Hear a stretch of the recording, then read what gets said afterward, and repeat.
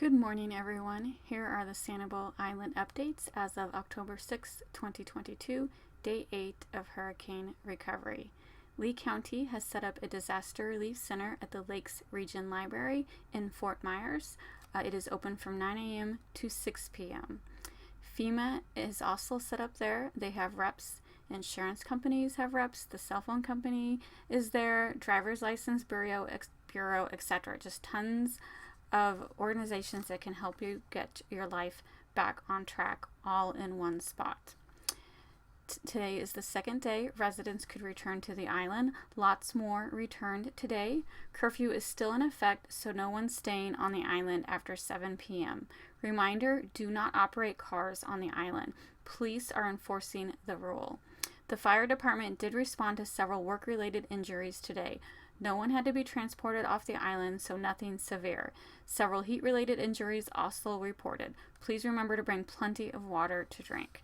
There is still no drinkable water on the island. Dangers of wildlife. There is numerous reports of gators all over the place. Gators are moving around since they have been displaced. Please be very careful and aware of your surroundings. Lots more heavy equipment was brought to the island today by barge. The electric company is arriving soon with their barge and equipment. They will be bringing 500 linemen on the island to re-establish the grid. A tent city will be established at the school for the linemen to stay while this repair work is being done. They have not given an estimate yet on their timeline.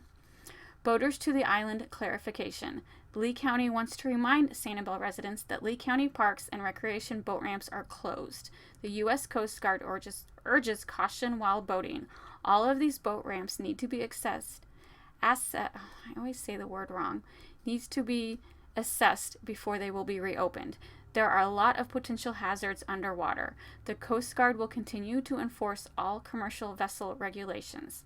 As a reminder, documented vessels may not be employed in any other trade than the trade endorsed upon the vessel's certificate of documentation.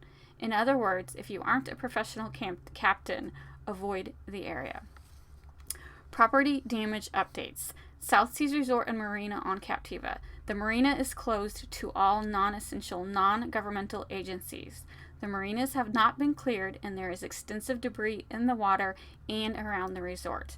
They are hiring a diver to clear the underwater debris. The marina will have to be dredged to get barges back on the property. South Seas is a resort, but it also has privately owned homes and condos on the property. For homeowners wanting to see damage to their homes, South Seas Management will take photos for you for free. They have heard reports of people charging to take pictures of homes. They are not happy and consider that taking advantage of homeowners. On the Captiva Storm Ready Facebook page, they have a great post talking about storm scammers, how to avoid them, and how to report them to the authorities. The Sanibel post office was hit with about 5 feet of storm surge water. Mold is already appearing. Most likely the building will be torn down and rebuilt. The structural engineers had a bit of a problem inspecting the building today since an alligator has moved into the post office.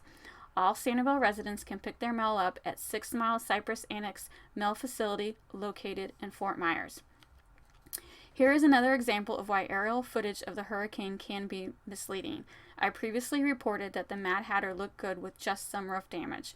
I was wrong. Half of the building is completely gone. It will definitely be coded as a total loss.